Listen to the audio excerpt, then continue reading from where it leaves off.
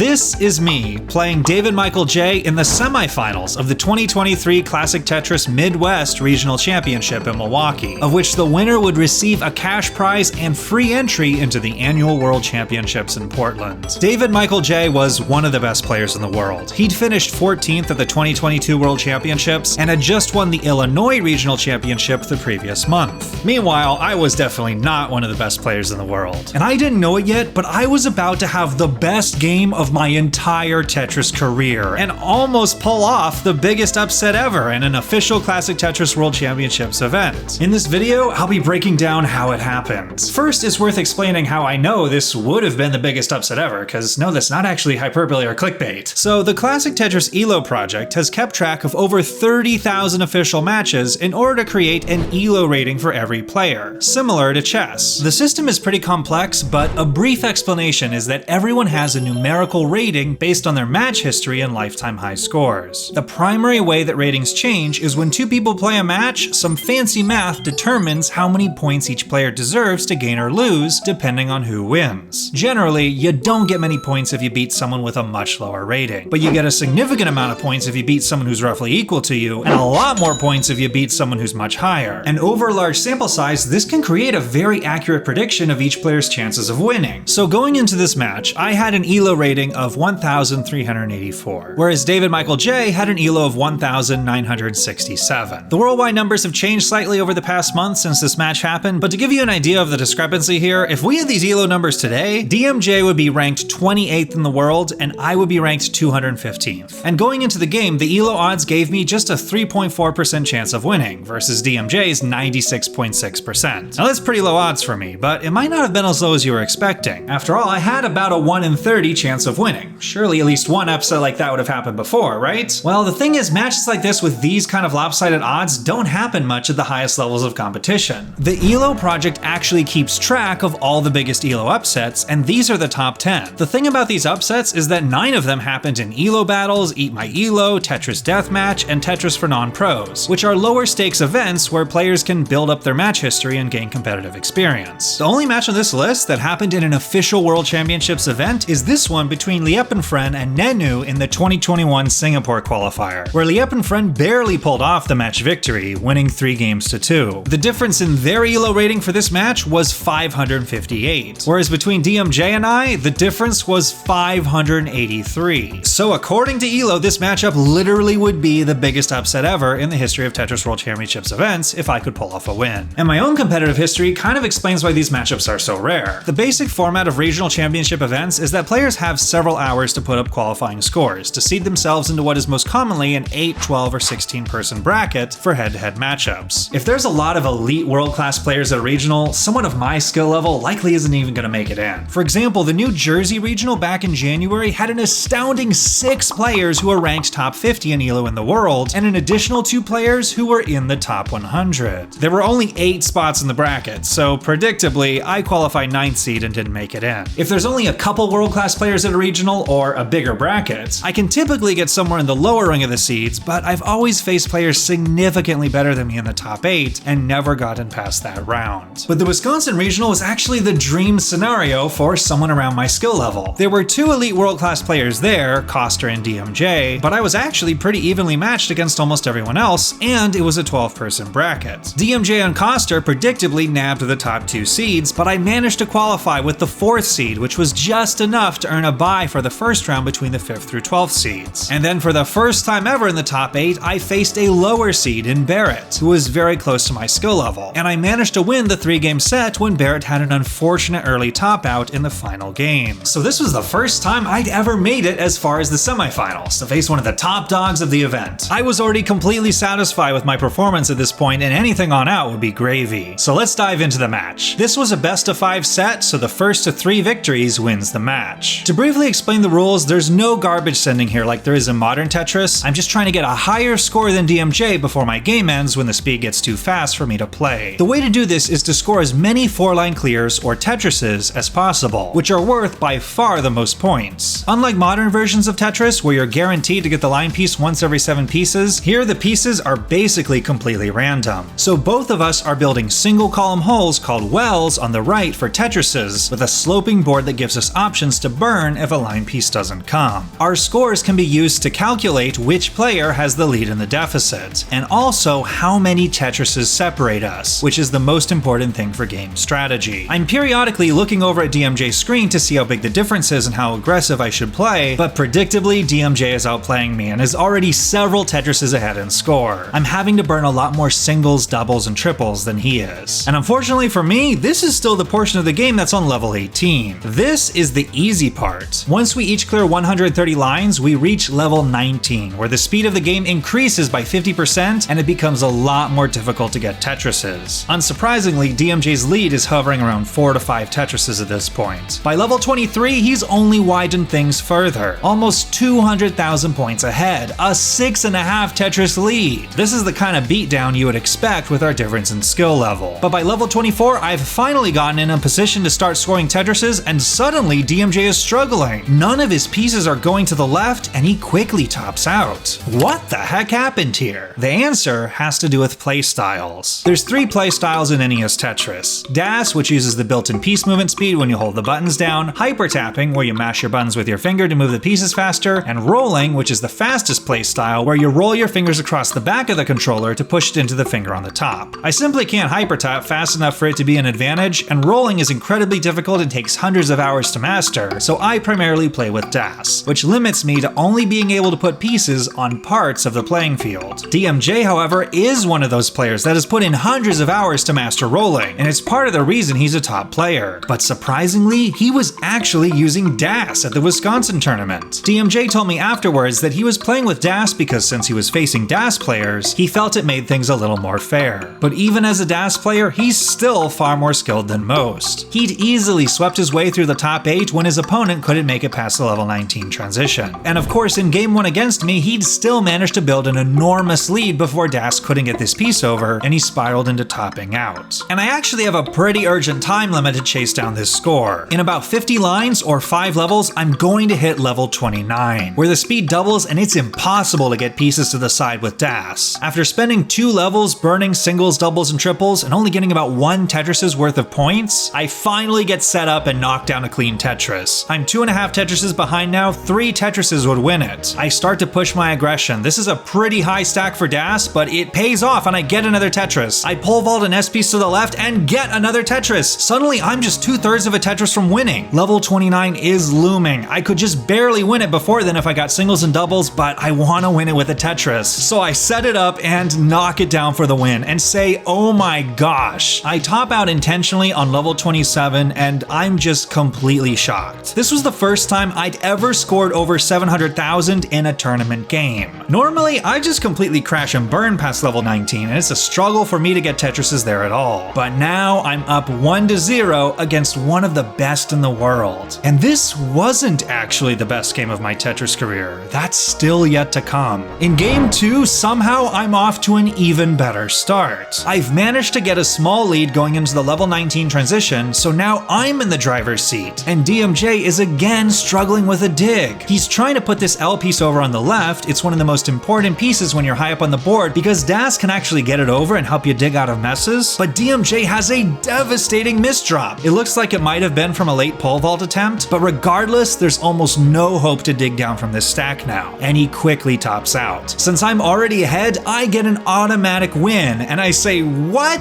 No way. I can't believe that I'm actually up 2 games to none. And yeah, even though I won again, this wasn't my best game yet either. But now, DMJ has had enough of playing with Dash. He reaches for his backpack and pulls out his controller that he uses to play with rolling. Even though I just needed 1 win to advance, it would now be an uphill battle facing DMJ the roller. I knew I just had to hang in there and hope he made a mistake. By the level 19 transition in game 3, DMJ had built up a 4.5 Tetris lead. Not insurmountable, of course, but I'd have a lot of work to do, and then unfortunately I had a stacking blunder. I should have placed this Z piece here in the center, but instead I placed it off to the side, creating an extra LJ dependency and destabilizing the stack. And then of course, I would end up getting 2 squares in a row. No clean spot to place them, but in the center. I now have a line piece dependency and have no idea how long I'll have to wait until I get one. I try to keep the dependency open as long as possible, but eventually it's too high. I figure I gotta burn it down any way I can, so I opt for a dirty double with his J piece and immediately know I messed up up as the line piece comes directly afterwards. And unfortunately I mess up again because I'm mentally in the mode of trying to get material to the left, but I know I can't get the line piece over vertically at that height, so I place it flat and block a perfect place for the square coming next. Now I'm thrown off rhythm and quickly top out. DMJ gets a game back, it's now 2-1.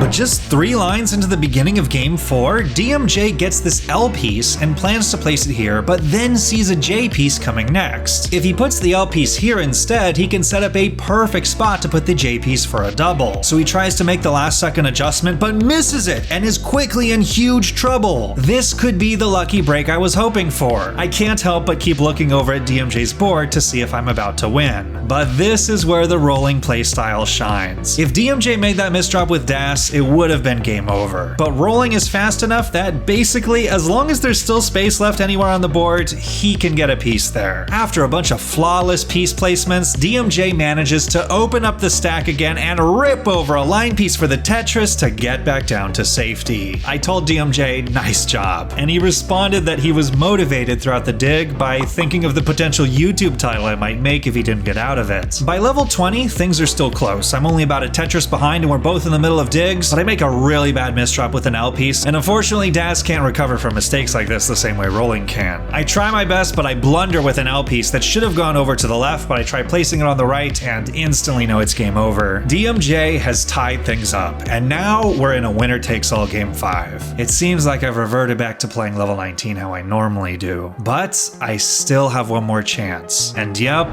game 5 would end up being the best game of my Tetris career. I have the strongest start of any game I've played in this match so far, transitioning with 547,000 into level 19 with a small lead. But then I have one of the dumbest misdrops imaginable. I'm trying to place the square here, but let go of the button just a fraction of a second too early, meaning I've lost control of the delayed auto shift. So I try to fix the misdrop by hyper tapping this L piece to the left, but my reaction time and tapping just isn't fast enough. And I whiff on getting it over and then don't get the right pieces to burn down all the way on the right. It's quickly looking like the end. My board is a wreck. But this time I don't make the same mistake as the previous game. I see the opportunity for an L piece on the left high up and take it this time. And despite my heart pounding the whole way through, I managed to survive and do what I couldn't do in games 3 and 4. I'm still alive and have a chance, although I had to spend 4 whole levels burning to clean up the mess, and DMJ has in the meantime taken a 3 Tetris lead. So I gotta start going for it. I set up a center wall Tetris 1 row off the bottom and get it to pull within 2.